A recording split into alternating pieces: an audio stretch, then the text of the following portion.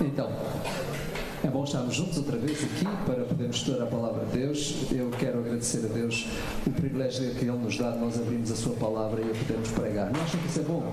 Hã? Tem sido muito bom, não é? Domingo passado, os outros domingos anteriores, mesmo quando vocês não têm o pastor aqui, podem estar certos que este pessoal está comprometido com a Palavra, e isso é muito bom.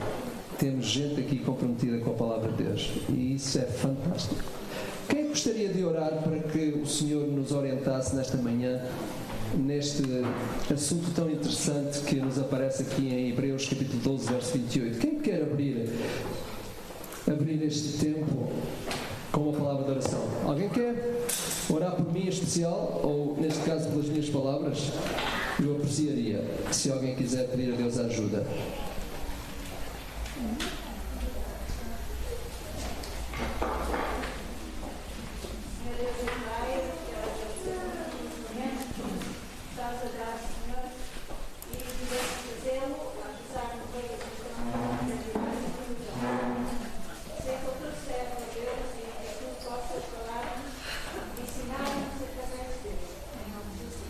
Amém. Obrigado.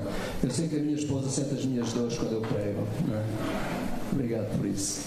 Gente mais jovem, já estão lá em baixo? Se alguém quiser ainda descer, pode. Está bem? Temos lá um vídeo para aqueles que quiserem descer enquanto pregamos aqui. É só porque sabemos que vocês estão cansados depois deste tempo. Nós vamos abrindo em Hebreus capítulo 12, verso 28.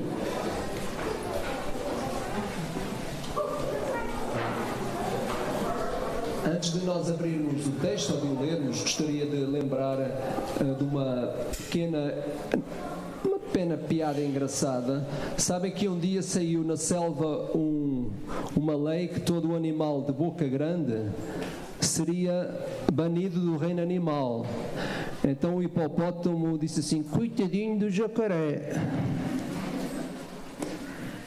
Vocês vão ver porque é que eu estou a contar esta história, porque ela tem a ver com aquilo que nós temos a dizer esta manhã. Hebreus 12, 28, verso 27 e 28. Ora, se esta palavra, ainda uma vez por todas, significa a remoção destas coisas abaladas, como tinham sido feitas, para que as coisas que não são abaladas permaneçam, por isso, recebendo nós um reino inabalável, retenhamos a graça pela qual sirvamos a Deus de modo agradável, com reverência e santo temor, porque o nosso Deus é um fogo consumidor. Eu estou certo que uma boa parte de nós, às vezes, tendo consciência que faz parte do reino, às vezes preferimos não fazer parte dele. É por isso que quando as leis acerca do reino às vezes saem, é conveniente que elas pertençam aos outros e não a nós mesmos. Mas a verdade é que nós não podemos fugir da realidade de que Cristo nos trouxe para um reino que é inabalável. Não sei se os vossos olhos ficaram retidos na palavra que está, quando diz que nós recebemos um reino que é inabalável. E sabem, hoje, quando nós olhamos para os momentos que vivemos e percebemos que as coisas são tão instáveis, mais uma vez a nossa história provou que tudo é muito instável, as coisas de um momento para o outro saem fora do controle, até das pessoas que pensam que têm poder. E nós percebemos que, na verdade, precisamos de coisas estáveis, precisamos de um emprego estável, uma família estável, precisamos de uma igreja estável, precisamos de tudo estável. E, na verdade, é isso que nós procuramos ao longo da vida. E às vezes não nos apercebemos que, afinal de contas, Cristo já conseguiu um reino estável para nós. E nestes dias em que eu estou super satisfeito por poder ir amanhã de férias junto com a minha esposa, eu achei que gostaria de deixar uma palavra forte da palavra para que nós nos mantivéssemos realmente estáveis como estável é o reino que o Senhor conseguiu para nós. Não sei se recordam, mas o capítulo 12 de Hebreus tem um grande desafio.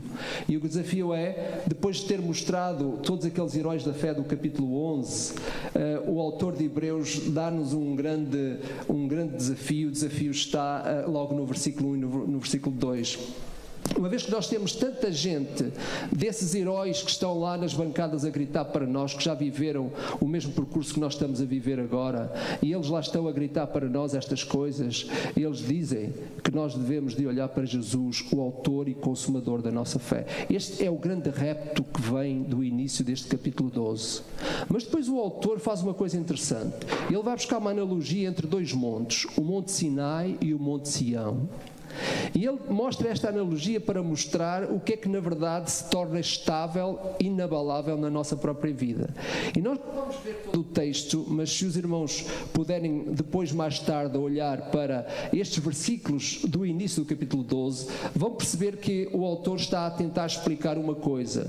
Estes dois montes representam a evidência daquilo que acontece muitas vezes ao longo não só do povo de Deus, como também das nossas próprias vidas. E o que ele está a dizer é que o Monte Sinai, onde o Senhor deu a lei através de Moisés, apesar do Senhor ter dado a lei através de Moisés, nós sabemos que aqueles momentos foram duros, foram difíceis, até para o próprio Moisés. Ele chegou a dizer que ele realmente se sentia aterrado. Todas as vezes que ele tinha que chegar à presença do Senhor, apesar da glória do Senhor estar ali em expoente, as suas pernas tremeram. Não sei se alguma vez as vossas pernas tremeram. Eu só tive uma situação na vida que as minhas pernas tremeram, de facto. Não é que isso seja uma situação em que eu me glorio. Mas eu lembro-me que há uns anos atrás, quando era mais jovem, optei no meu coração fazer um dia inteiro de jejum. E quando cheguei ao final e queria subir para a minha cama, que era um beliche em cima, eu não conseguia, as minhas pernas tremiam. E eu acho que não era da questão física, penso eu, porque eu era mais ou menos assim, sentia que não era assim tão fraquinho. Era realmente por aquilo que a carga daquele tempo de comunhão com Deus me trouxe. E sabem, realmente Moisés também, por essa razão, perante a face do Senhor, ele se sentiu realmente uma pessoa que, apesar de ter contemplado aquilo que ninguém mais contemplou, verdadeiramente ele sentia as suas pernas a tremer, tal não era a glória que estava perante ele. E se repararem, o Monte Sinai foi o lugar da lei, foi o lugar da separação. Porquê? Porque Deus colocou uma cerca à volta, todo o animal, inclusive os animais que passassem aquela cerca, eles morriam por causa do impacto da presença de Deus. Curiosamente, sabem uma coisa? Por causa daquilo que aconteceu naquela altura, enquanto Moisés estava lá no monte, Arão não conseguiu controlar a multidão e a multidão erigiu um bezerro de ouro e, em consequência disso, 3.000 pessoas, 3.000 homens morreram. A história está lá. E sabem, quando nós olhamos para o Novo Testamento e para a descida do Espírito Santo, acontece quando o Espírito Santo desceu, uma só vez, numa só pregação, 3.000 vidas se converteram. Esta analogia é interessante para mostrar o quê? Para mostrar que quando o Espírito de Deus vem em expoente, de facto, as virtudes do que acontece são fantásticas. Quando nós próprios nos colocamos numa situação em que nós não damos ouvidos a Deus e nem queremos contemplar a glória do Senhor, o seu expoente, enquanto Ele chega até nós, então significa que nós perdemos mais do que aquilo que pensamos. Também o Sinai foi um lugar de morte. Mas quando olhamos para Sião, nós percebemos que Sião, o Monte Sião, é o lugar onde deixou de ser o lugar da lei para ser o lugar da promessa, para ser o lugar da aproximação, o lugar da vida. Interessante. O autor de Hebreus alinha-se neste pensamento. E sabem, a certa altura Deus mudou de endereço. Não sei se alguma vez todos nós que estamos aqui de alguma forma já mudámos de endereço. Alguns há bem pouco tempo, não é? E é curioso porque Deus mudou de endereço. Ele deixou de estar projetado no Sinai para passar a estar projetado no Monte Sião. Aliás, este texto que aparece do Salmo é: pois o Senhor preferiu a Sião, preferiu por sua morada. Isto é, a lei foi fundamental no tempo em que ela veio até nós e ainda hoje a lei do Senhor continua a nortear as nossas vidas. É por isso que a lei, no Velho Testamento, é uma lei moral, uma lei social e etc. Sabem que havia 615 leis que o povo de Israel tinha que seguir? Nós hoje olhamos para os 10 mandamentos e achamos que aquilo é uma grande carga sobre nós. Sabem? Efetivamente, o Senhor deixou de estar representado no Monte Sinai, o monte onde nós o víamos como o Deus grande e poderoso, com toda a sua glória, mas quem dele se aproximasse não conseguiria resistir. E ele transferiu-se para o Monte Sião, para o monte da aproximação, o monte onde nós nos podemos contemplar o Senhor face a face. Porquê?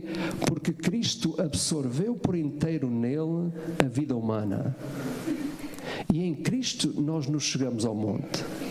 E é neste alinhamento que o autor segue, lembrando aquilo que foram as palavras do próprio Senhor Jesus, quando a certa altura ele disse: buscai em primeiro lugar o reino de Deus e a sua justiça.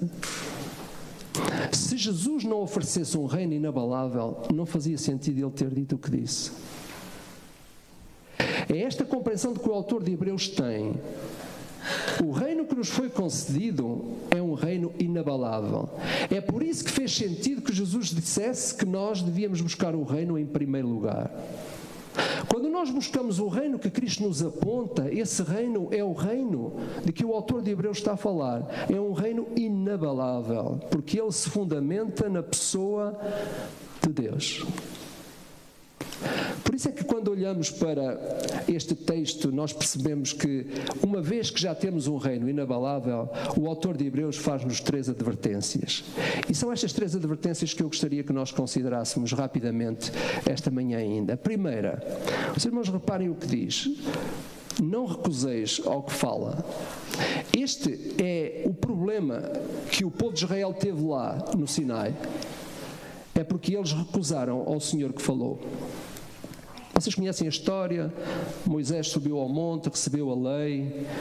Depois, quando chegou cá abaixo, viu que o povo se tinha pervertido. Deus tinha feito grandes promessas, eles não ligaram a importância, construíram o tal bezerro.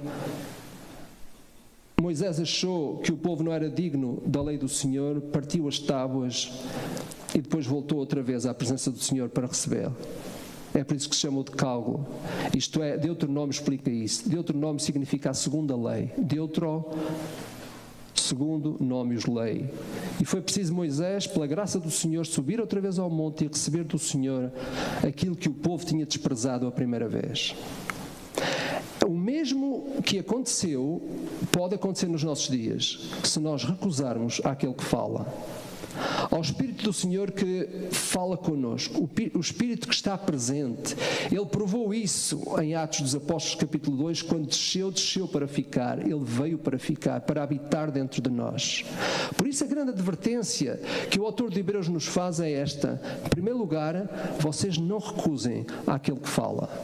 E sabem, Deus não fala de vez em quando, Deus fala todos os dias. Deus está a falar connosco a cada momento. Às vezes nós ouvimos mais o ruído que está à nossa volta que a voz de Deus, mas isso não significa que Ele esteja calado. O Espírito de Deus está constantemente em exercício, procurando que as nossas vidas de alguma forma não se desperdicem, porque a voz dele está constante falando connosco. E é interessante porque ele diz, ele é duro, o autor aqui no verso 25: se não escaparam os que recusaram, diz ele, muito menos nós os que nos desviamos. Nós podíamos ficar aqui a ponderar sobre isso, porque a afirmação é uma afirmação bastante consistente. O argumento que ele diz é, olha, e se os irmãos repararem, eles estão a dizer, olha, vocês nem sequer passaram pelo Sinai, vocês foram diretamente ao Monte Sião. Mas digo-vos uma coisa, se vocês recusarem àquele que vos fala, se não escaparam aqueles que recusaram, ele usa uma palavra ali que ainda é mais grave, muito menos nós os que nos desviamos. Isto é, existe muito mais luz para nós hoje do que existia para o povo que estava lá no Sinai. Existe muito mais orientação para nós hoje do que o povo que estava lá. O povo ouviu a voz, estavam a ser orientados por o líder, mas hoje nós temos muito mais luz do que aquela que tinham o povo de Israel lá no Egito. Nós hoje temos toda a luz.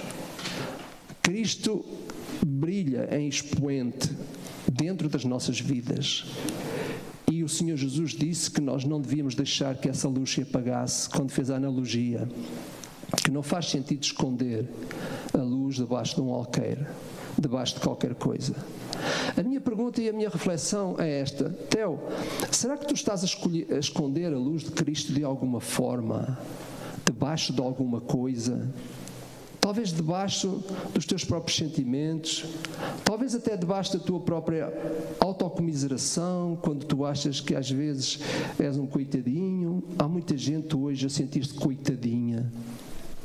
Há muita gente hoje a achar que de repente o mundo desapareceu, nós perdemos tudo.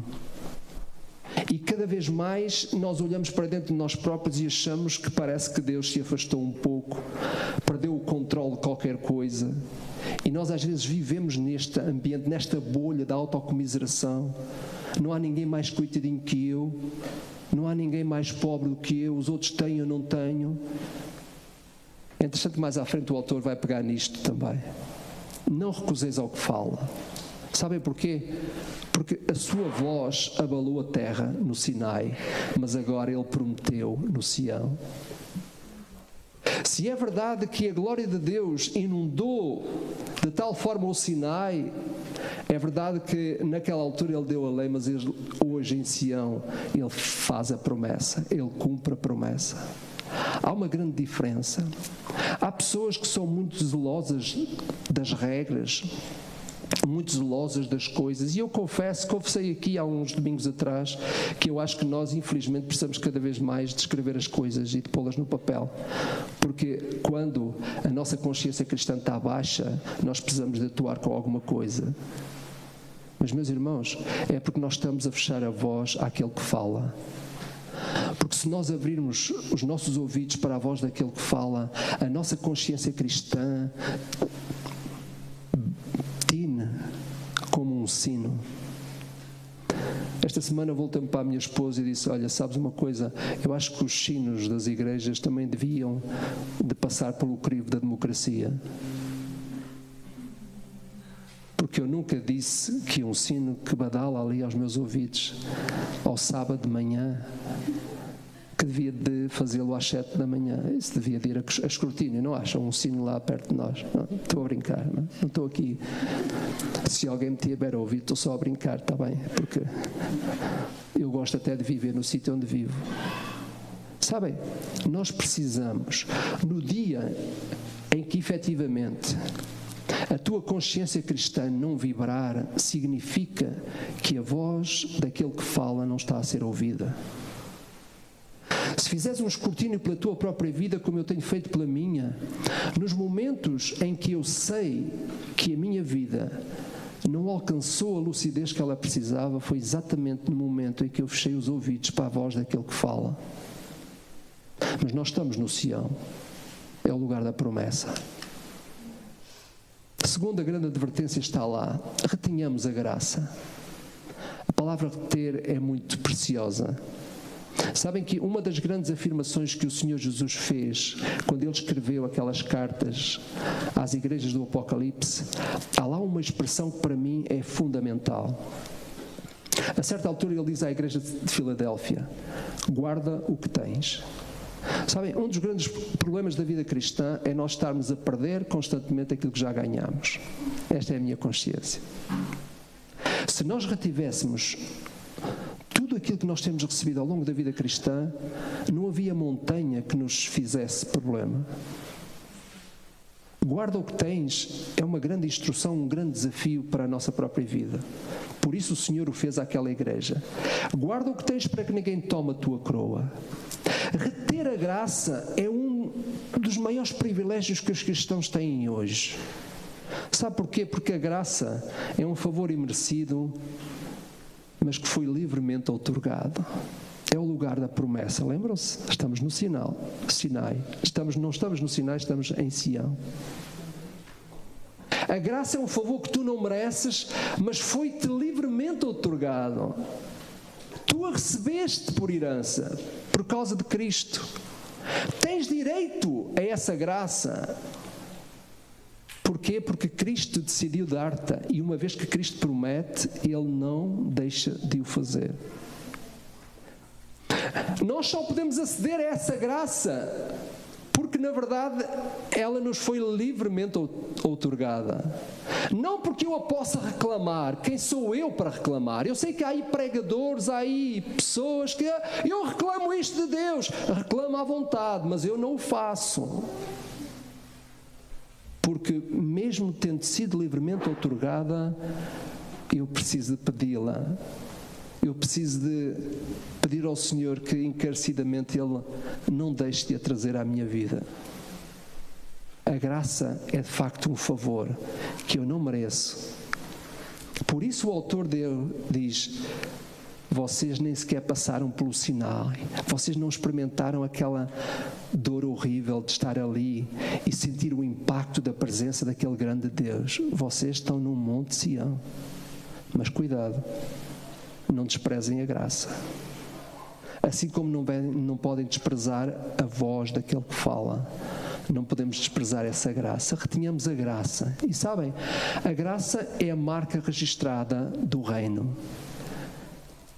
Eu fui ver esta semana se estava correto dizer registada ou registrada. Então, é igual, podemos usar. No Brasil usam registrada, em Portugal usamos registado. Portanto, aqui não há... Sérgio, não temos conflito nenhum aqui, está bem? A graça é a marca registada ou registrada do reino. É a patente de Deus. A graça é a patente de Deus. Nenhum de nós pode conseguir mais graça ou menos graça. Não estão os teus bons olhos, não são a tua posição. Mesmo que seja uma boa posição do ponto de vista profissional, não é onde tu chegaste. A graça é patente de Deus. Ele a dá livremente. E sabem porque é que Ele a dá? Porque já a deu no Sinai. Foi a promessa. Tu podes chegar a ela, mas não é orgulhoso. Podes chegar a ela curvando os teus joelhos na presença desse Deus, de forma humilde. Ele diz: humilhai-vos perante o Senhor e Ele vos exaltará. Se há alguma coisa que nós precisamos, seja agora, seja em qualquer altura da nossa vida, seja em qualquer altura que o mundo esteja a viver, a graça é a marca registada do reino, deste reino inabalável que o texto fala.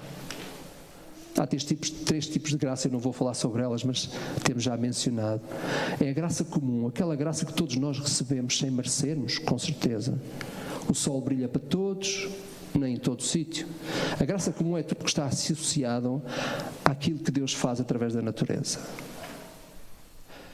A graça salvadora é aquela graça que chega a nós através da salvação em Cristo Jesus, a vida eterna. E a graça habilitadora é aquela graça que nos torna capazes de o servir como Ele nos pede. É por isso que Ele nos conferiu dons, habilidades, talentos, etc, etc. Não falarei muito sobre isto, mas é essa graça que, na verdade, nós precisamos de reter. É por isso que quando Deus nos dá algo pela graça comum, em vez de resmungarmos, devemos dizer o quê? Obrigado, Senhor. Talvez não era isto que eu te pedia hoje, mas obrigado porque foi isso que tu trouxeste. Que ninguém ou nada vos prive da graça de Deus, diz o verso 15. E eu gosto muito desta versão de J.B. Phillips, quando ele diz: atendei a que nenhum de vós deixe de corresponder à graça concedida por Deus, porque se assim não for, ou se assim não for, facilmente brotará nele um espírito de amargura, que não só é mau em si mesmo, mas poderá até envenenar a vida de muitos outros. Sabem uma coisa? Como é que é incrível que quando nós não nos ligamos a esta graça, estamos sujeitos a envenenar as pessoas que estão à nossa volta. Foi isso que aconteceu lá no deserto, lembram-se? A amargura cresceu, a raiz da amargura desenvolveu-se e aquilo contaminava uns aos outros. O povo não sabia agradecer. Foi por isso que nas Escrituras a própria resmunguice, ou aquilo que nós chamamos hoje murmuração, foi aquilo que foi considerado um pecado sério aos olhos de Deus. Sabem porquê? Porque quando nós não somos capazes de reconhecer a graça do Senhor na nossa vida, retendo-a, nós acabamos por envenenar o ambiente à nossa volta. Gosta de viver com gente resmungona? Então está na altura de mudar de endereço. Deixar de viver na Rua dos Resmungões para passar para a Avenida dos Agradecidos. A vida está cheia de gente que murmura, gente que resmunga. E isto pode ser sinal de que nós não somos pessoas agradecidas. E as pessoas que não são agradecidas não são pessoas satisfeitas. E nós dizemos que Jesus é o nosso bom pastor, mas na prática não é bem assim. Houve uma vez uma menina que lhe perguntaram como é que era o Salmo 23, ela disse: o Senhor é o meu pastor e isso me basta. E esta é a grande verdade que nós às vezes não entendemos. Cristo basta-nos no meio da pandemia, seja o que for. Cristo é suficiente. Nós precisamos de perceber que a graça está aí de uma forma constante. Retenham a graça. Não a deixem fugir. Coloquem-na ao lado. É isso que o sentido original quer dizer. Perfumem-se da graça do Senhor. Encham-se dela. Porque ela é fator de promessa. Não é nada que nós temos que alcançar. Ela foi prometida no monte onde nós estamos, no Sião. Esse foi o lugar da promessa. Em último lugar, há uma terceira advertência: sirvamos a Deus. Reparem o texto, e até explica como é que nós devemos servir a Deus. Em primeiro lugar, de forma agradável. Como é que se pode servir a Deus de forma agradável? A palavra quer dizer de forma aceitável. Não sou eu que determino o que é adoração ao Senhor. É Ele mesmo. Não sou eu que tenho autoridade para dizer o que é que agrada a Deus. É Ele mesmo que me diz. Servir a Deus de forma agradável tem a ver com os seus padrões e não com os meus padrões. Há pessoas que estão a buscar hoje igrejas onde se canta muito bem, onde tem uma grande orquestra, isso tudo. Meus amigos, podem procurar o que quiserem, mas sabem o que é que a Bíblia me ensina? Que viver de forma agradável e atuar de forma agradável não significa fazer aquilo que nós achamos que é, mas aquilo que Deus acha que é. E por isso vale a pena nós estarmos num lugar onde a nossa alma se enche, onde nós saímos edificados, mas não sejamos egoístas em querer encher e engordar, sem que sejamos também essas pessoas que são capazes de passar e de abençoar com a nossa própria vida, abençoar com o que nós somos, com o que nós temos, os outros. Viver de forma agradável significa isto. Não é dizer a Deus como é que eu quero que Ele receba o meu louvor. É tentar perceber como é que Deus se sente agradado com o louvor que Ele disse que eu devia dar-lhe. E é por isso que a palavra de Deus diz: pois quem serve a Cristo desta forma, isto é, em justiça, em paz, em alegria no Espírito Santo, é agradável a Deus, estimado por todas as pessoas. Reparem bem. Ao contrário da amargura que envenena, o culto agradável a Deus traz estima entre as pessoas. Coloca as pessoas juntas. As pessoas não se dividem por causa da música, nem por causa da mensagem, nem se dividem por causa do tom, ou se a coisa correu mal naquele dia, ou se tocou desafinado. As pessoas não se zangam por isso. Porquê? Porque é agradar a Deus e não querendo agradar a Deus passando por nós próprios. É por isso que a pergunta vem muito bem: quando vem ao culto cristão, você vem para agradar a Deus ou sair agradado? É que a maior parte dos cristãos vem ao lugar de culto para sair agradado, não para agradar a Deus. Este, creio eu, não é o culto aceitável ao Senhor. Hebreus está a dizer: sirvam a Deus de forma agradável. Eu, por mim mesmo, diz Paulo, e nós sabemos que era Paulo, por mim mesmo, não consigo nada. Você acredita o mesmo? Eu acredito. Eu, por mim mesmo, não consigo nada. Quando eu saio de casa, todos os dias de manhã, e não me comprometo com Deus, estou sujeito a fazer uma asneira logo ao virar da esquina. Ou Ou porque resmungo lá com o homenzinho que afinal devia parar e não parou, não é? Ou porque se calhar contrario aquilo que são as leis da estrada e abaixo de andar a 50 eu vou passar a 100. A vida do cristão é uma vida de compromisso com a graça do Senhor. Um compromisso com o culto agradável que não acontece só aqui, acontece no dia a dia, nas nossas casas, quando nos relacionamos uns com os outros, quando as palavras têm que ser suaves e calmas e tranquilas. Mesmo quando tenho que pagar os meus impostos e vou lá às finanças, não é? Mas vale morder o lábio e não dizer nada. Dói? Dói. Mas o meu compromisso é com Cristo. E quando eu me comprometo com Ele, as coisas são mais suaves, a vida é mais leve. Sabe porquê? Jesus disse isso, não é? Que nós devíamos de ir após Ele. Ele disse, mas Ele disse também, vinde após mim todos vocês que estão cansados e oprimidos e eu vos aliviarei. O problema é que nós vamos a Deus pensando que estamos com muita robustez e estamos com, deixem-me como se usava na minha terra, com os bofos de fora. Conhece esta expressão? Não faz mal, também não tem mal. Às vezes vamos a Deus, não é? Pensando que afinal de contas estamos bem. Não estamos. Tomai sobre vós o meu jugo e aprendei de mim que sou manso e humilde de coração e encontrareis descanso para as vossas almas. O descanso encontra-se na graça, o descanso encontra-se no culto aceitável, que não acontece só quando estamos juntos, acontece em cada minuto da nossa própria vida, de forma agradável. Mas o texto também diz reverencialmente, com reverência. O que é que isto quer dizer? Não temos tempo, mas eu gostava de desafiar-vos a vocês explorarem estas duas palavras. Reverência e santo temor, que é o que diz o texto. A pergunta é, você veio para responder ao desafio que Deus lhe faz hoje? É que isto é a reverência. A reverência é levar Deus a sério.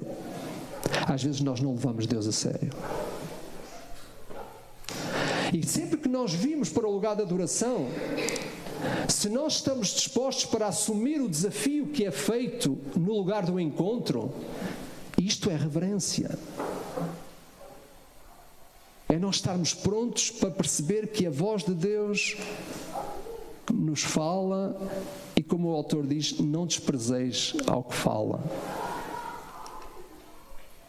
Em último lugar, de forma piedosa, santo temor.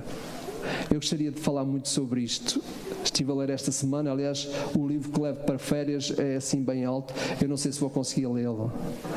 Pelo menos os primeiros dias vou estar com muito sono. Talvez depois consiga aproveitar um bocadinho. É sobre a vida dos puritanos. Estou desafiado a ler. Sabem porquê? Não é porque eu esteja a entrar por alguma linha doutrinária assim mais estreita, não pensem nisso. É porque eu quero ver como é que é possível viver melhor neste mundo em que eu só ouço falar de pandemia e daqui a pouco estou todo pandémico e fico todo tonto, com todo o respeito que o momento nos tem, mas eu não quero dentro do meu coração deixar confinar essa graça que me é trazida todos os dias. Porque, na verdade, nós estamos alicerçados no monte da promessa.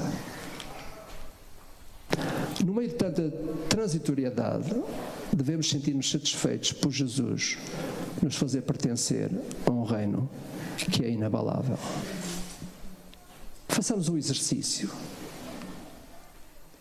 Você já se sente parte deste reino, do reino de Cristo?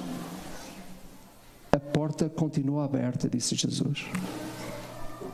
Tu podes continuar a buscar o que tu quiseres, mas uma só vida tu encontras, e essa vida está em Jesus. Receber, atender à voz do Salvador, significa transferir do Sinai para o Sião. Estás debaixo do efeito da lei enquanto não reclamas a possibilidade de Cristo ser aquele que ofereceu a salvação para a tua vida, para a tua alma. A porta continua aberta.